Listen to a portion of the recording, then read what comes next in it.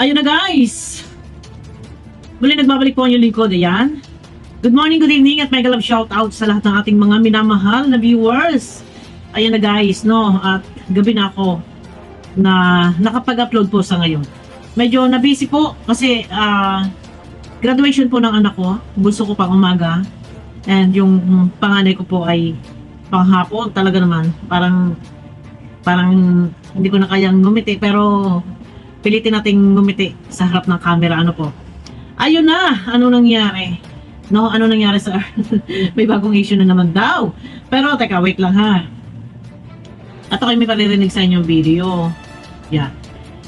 Pero bago yan guys, bago yan, ako muna po ay ang highlight lang naman talaga ng aking video na to. Ako po ay lubos na nagpapasalamat po sa inyo sa lahat ng mga nandiyan tumatangkilik sa aking video. Nag-aabang sa aking video, may nag-aabang ba? May yung mga nagmamahal sa akin, naniniwala sa akin. Yan. Walang sawa na sumusuporta sa akin. Maraming salamat po.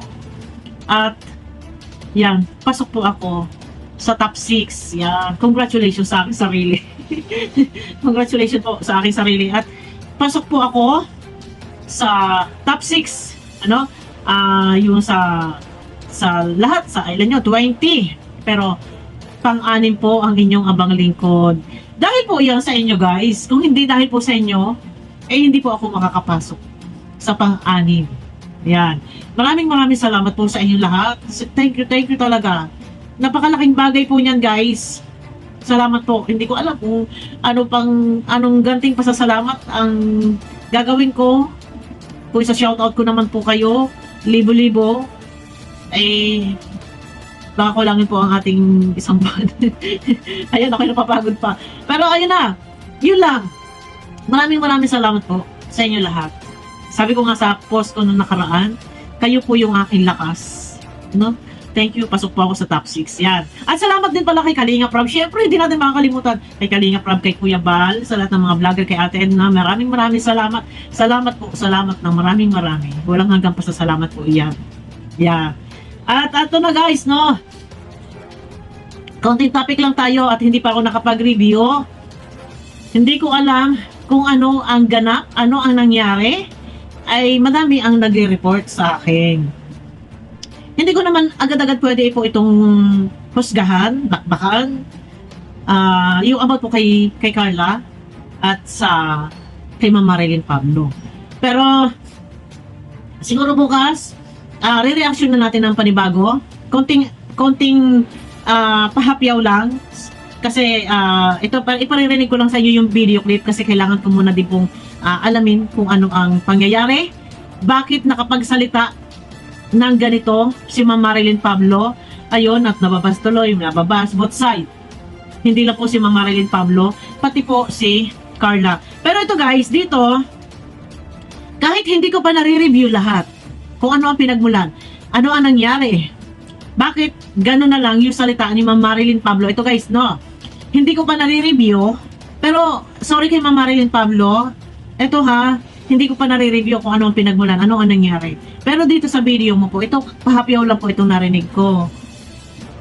May butas po dito Ma'am Marilyn Pablo. Ano po, ito guys, para alam nyo kung ano ang ating tinatalakay, no, iparirinig ko muna para ito po yun. Ito po guys, no, ayan po, wait lang po ha. At ating babawasan lang po yung lagaslas dahil malagaslas po para hindi maugong. Yan. Medyo may butas yata dito eh. Kahit pa sabihin po na may kasalanan si Carla, ay wala namang kasalanan eh. Pero eto, pakinggan nyo na lang po. Ano po? Bakit ako tutulong ang away ko? Ba't ako may iingay? Hello, I have a pretty face? Ha? Hindi naman ako, malaki ang katawan. Mayroon pa rin akong, marami pa akong sa body shape. Mas maganda pa ang body shape ko. Kung sinasabi mo na iingay ako kay Carla, sorry, kasi I wanna tell you now, sasabihin ko sa'yo, mas maganda pa ang shape ng katawan ko kay Carla kahit na anak ako ng dalawa. Yan ang totoo. Mas maganda pa ang shape ng katawan ko, pati wet, kaysa kay Carla. Kaya kasi nakita ko na siya.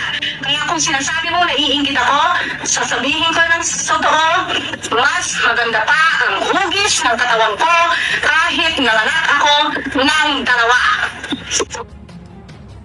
Guys, ito po may nagpasa sa akin. Ngayon, ito lang aking masasabi guys. Ito bukas natin re-reactionan. Pahapyaw lang po ito.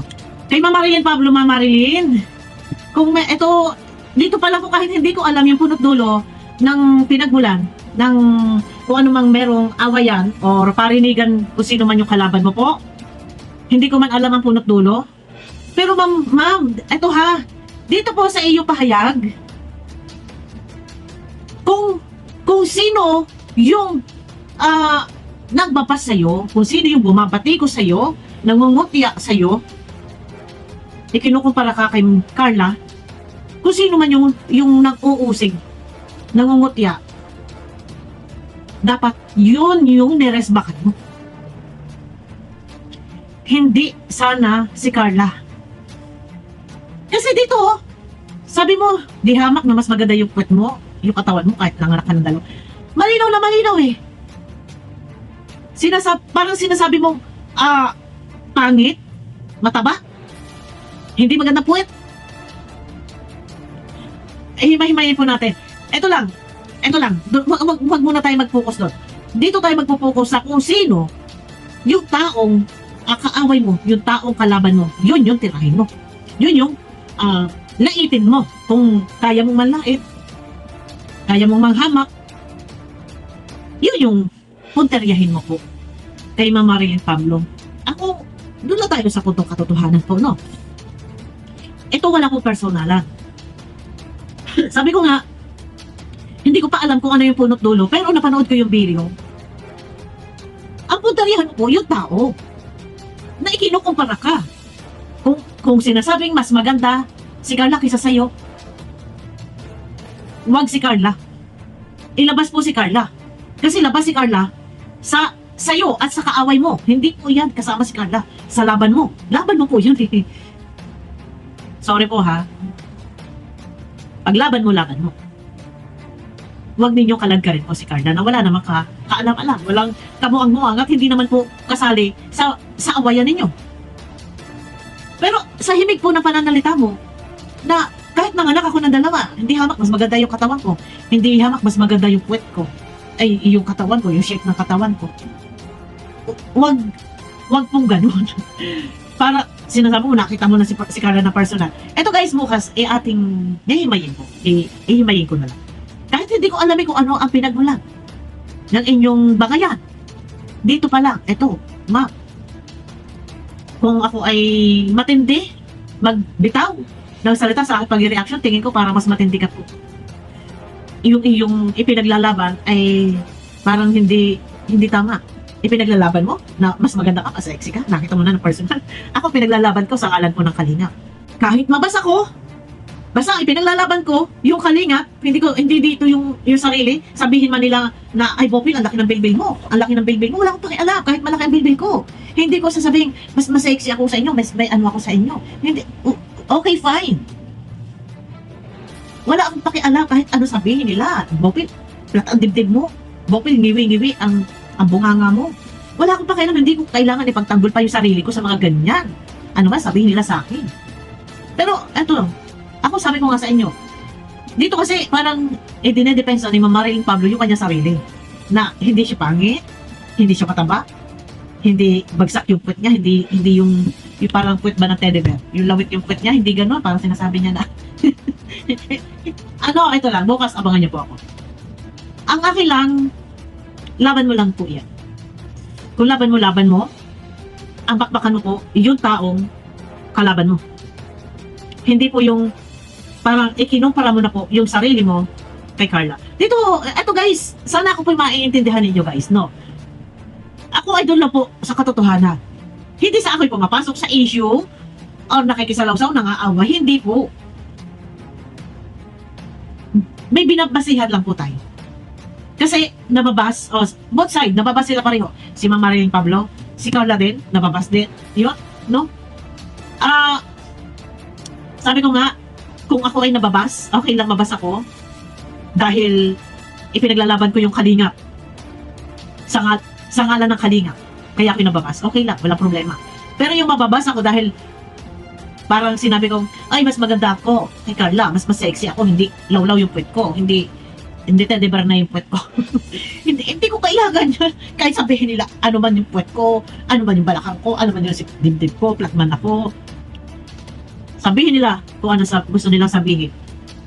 Paliwala yan. Pero, bakit nga may tao na ganito na? For example, kagaya nga ni Mama Marilyn, hindi siya pumapayag na ganyan. Mas maganda raw siya. Eto guys, kay Mama Marilyn ha, Mama Marilyn wala akong personalan. Wala akong personalan. Doon lang po tayo sa katotohanan. Kung sana, sasagot ka or mga away ka, i-rebuttal mo kung sino man yung taong pinatutungkulan mo, laban mo po yan. Ang punterihan mo po yung kalaban mo. Huwag po ang beneficiary ng kanila. Ano po? Guys, abangan nyo ako po,